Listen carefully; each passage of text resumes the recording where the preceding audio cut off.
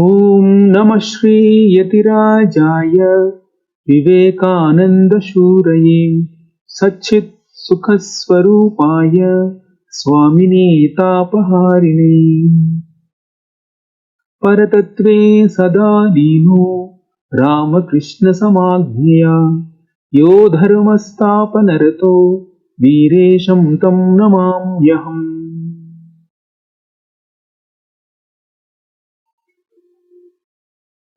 I'm going to talk on Swami Vivekananda, an eternal inspiration. I'll share some of the incidents from his life and also some of the insights of his teachings. This year happens to be thrice blessed year. One is his birthday.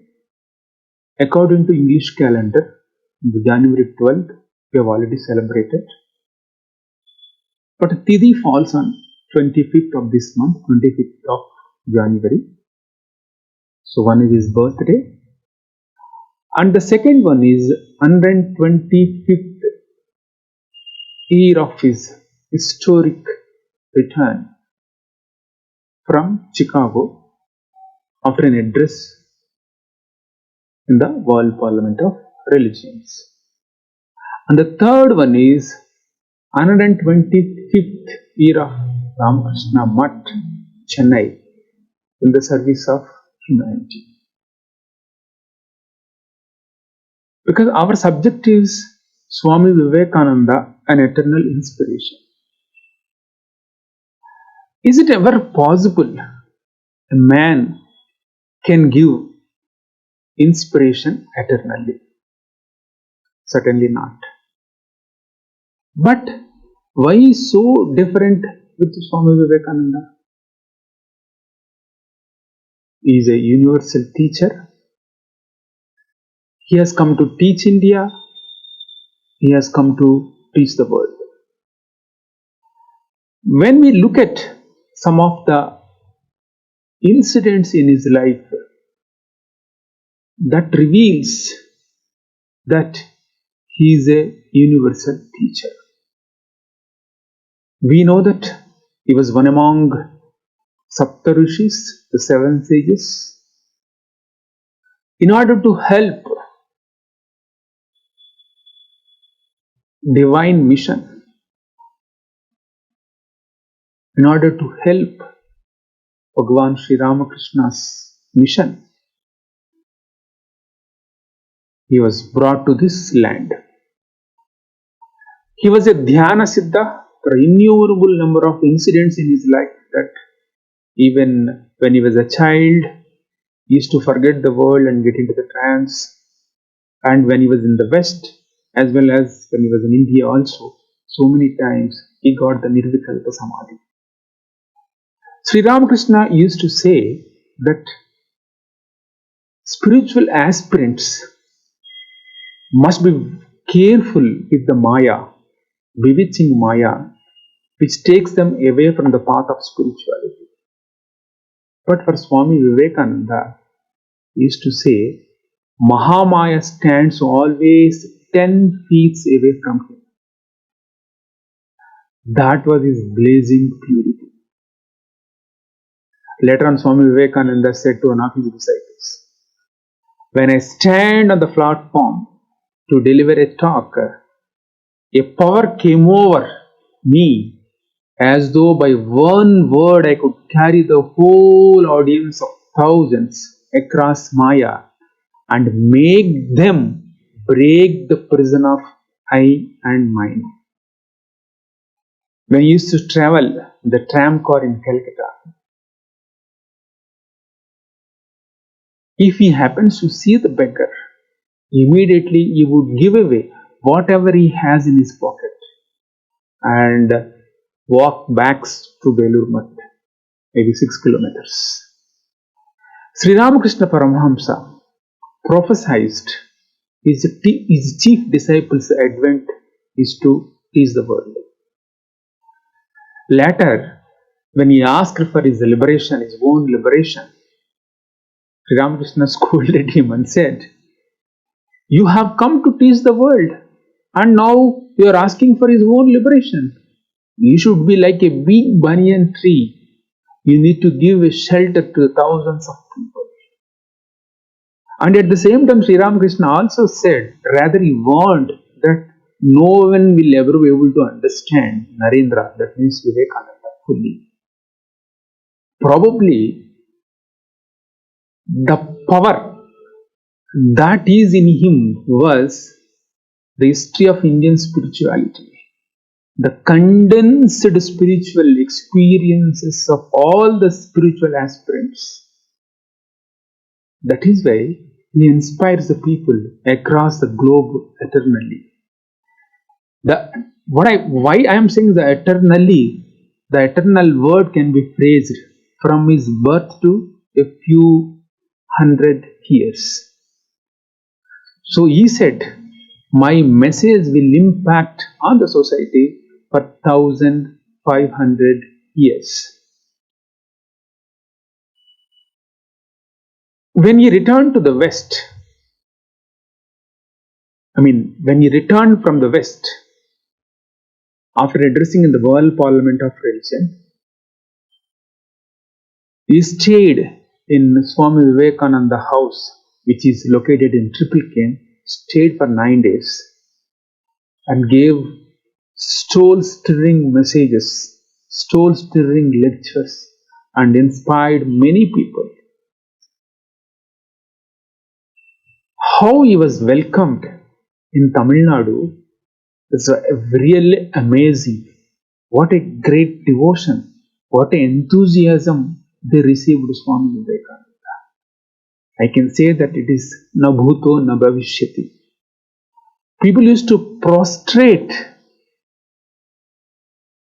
that means to do sastanga namaskara to him, thinking that he is a Saiva saint, one of the Saiva saints. Now, let us look into some of his teachings that gives, or that tells him that he is a Loka Guru.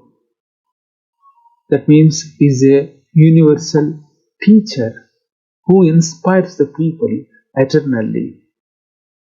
He used to tell, I am a voice without a form.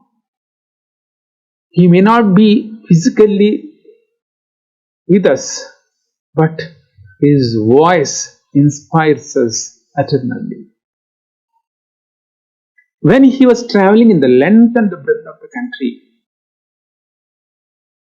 what was in his mind?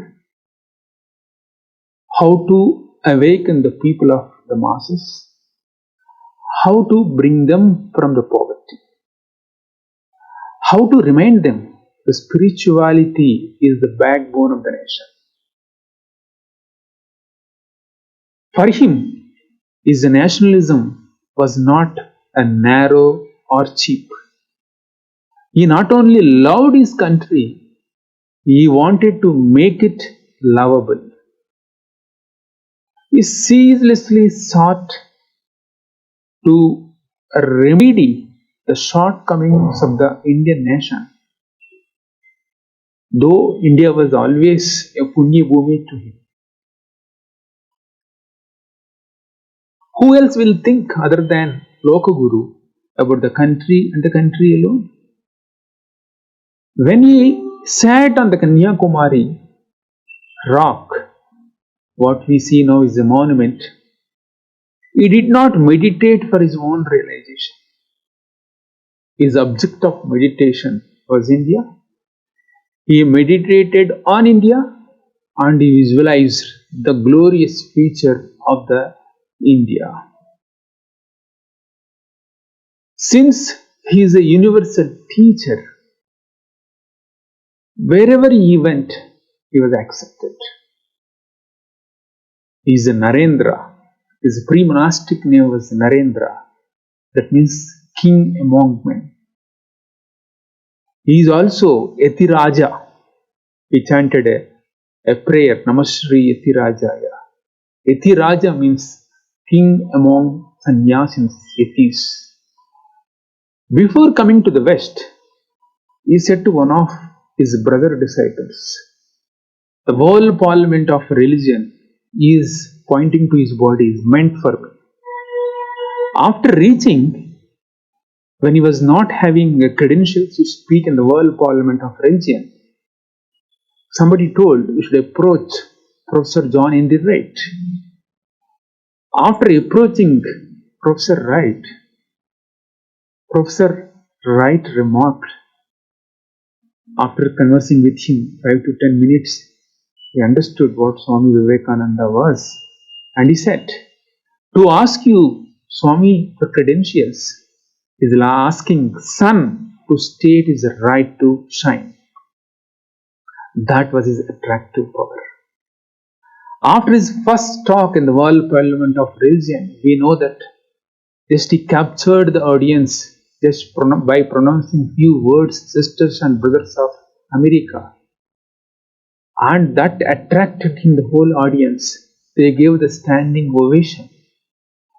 And invitations poured out to invite him to their houses and parlors to give talks. But this young Hindu sannyasi was thinking about India, the problems of India, how to bring the masses from the poverty, how to remind them the spirituality is their backbone. And sometimes, tears would wet the pillow. That is what Swami Vivekananda. He also observed that the West was not aware of the glorious past and the greatness of Indian culture and spirituality. He also found that the Western civilization is completely drowned the materialism and the enjoyments. He also thought that their foundation is not the spirituality. They build their foundation on the materialism. He felt the necessity of teaching Indian spirituality, Vedanta to them. In fact, he was convinced that bringing an exchange of the thought between the East and the West. When he talked to the Indians, he would say, we need to learn from the West also. He would tell the Western science coupled with the Vedanta. We need to learn the Western science. At the same time, we should not forget the Indian culture. We should not forget the spirituality. We should not forget the Vedanta. He is a Loka Guru. He thinks about the good of the entire humanity on the planet. His idea about religion is, religion means realization of God. He believed strongly that in India, religious life forms the key center of whole music of life, he says. The disorder in the Indian society that we see today is not understanding what religion is. He says in one of his lectures, the gist of all worship to be pure and to do good to others. In one place he says, the gist of all religion is to be good and to do good. If it is understood clearly and reflected in every field of life, he says, we see the better human beings and the better society. He has beautifully pointed out where the mistake lies. He says, when the life blood is strong and pure, no disease germ can live in that body. Our lifeblood is spirituality. He says, note this point. If it flows clearly, if it flows clear, if it flows strong and pure and vigorous, everything is right. Political, social, and any other material defects will go away, he says. Even the poverty of the land will be cured if that live blood of spirituality is pure. That is why he said, spiritual knowledge is the only thing that can destroy the miseries of the world forever. And he says, any other knowledge satisfies wants only for a time. He says, if we are spiritual beings, when we have acquired the spiritual strength, we will learn how to deal with the problems of our life.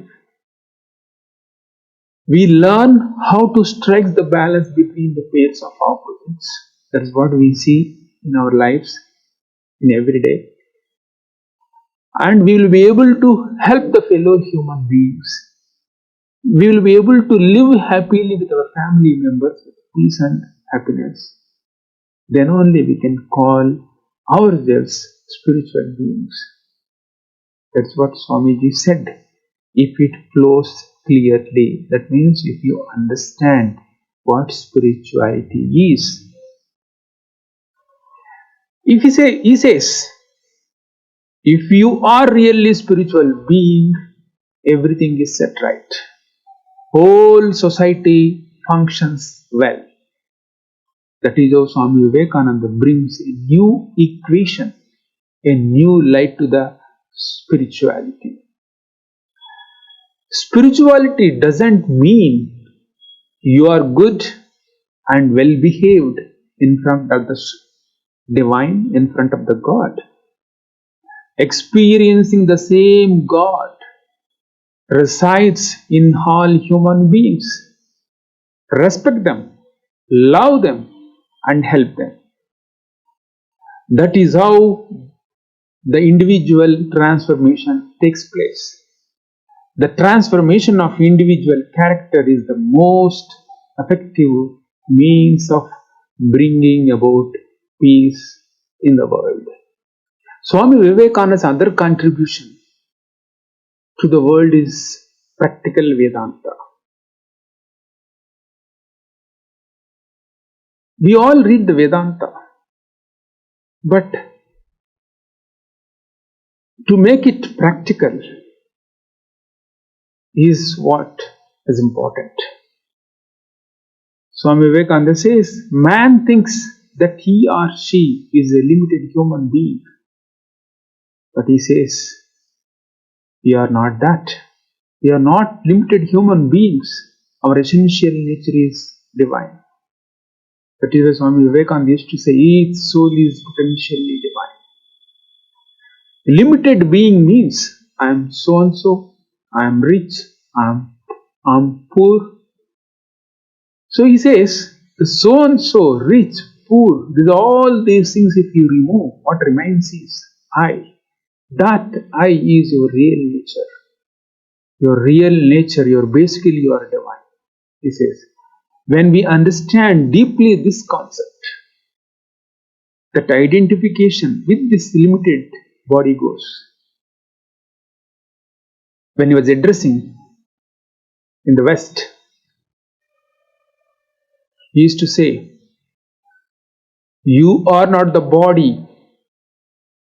You think that you are the limited human beings. Then immediately a lady stood and said, Swamiji, you are hypnotizing us, saying that you are not the body, you are not the body. Swamiji said, Madam, I am not hypnotizing you. I am trying to dehypnotize you. The dehypnotization is that thinking or identifying with our real nature. But when we understand this concept deeply, the identification with this limited body goes, that problems that are related to the body are no more a botheration for us. Of course, this requires a tremendous practice, and every moment of life when we practice consciously, we understand the strength of it. Swami Vivekananda says, all power is within you. That means reminding us that your nature is divine. All power is within you. Power will come, glory will come, everything will come. Everything that is excellent will come when the sleeping soul is roused to self-conscious activity. When you reminded of yourself that you are the divine being, he says all these things will follow. He used to say, go back to the Upanishads. What Upanishads teaches only this strength. So reminding us of our real nature. So when we read this Swami Vivekananda's teachings and the life, we inspire, because this inspiration is not that a year or 2 years. This inspiration is, valid for years to come. So let us prepare ourselves to practice the teachings of Swami Vivekananda, so that we will be able to transform the better citizens, the divine beings, so that we will be able to see the better society, and we'll be able to understand what exactly religion is. A universal teacher can give a message which is universally appealing to all the time. That message alone will inspire the people eternally. In that sense, Swami Vivekananda is an eternal inspirer. He inspires eternally. Om Shanti Shanti Shanti. Harihi Om Tat Sat. Sri Rama Krishna Arpanamastu.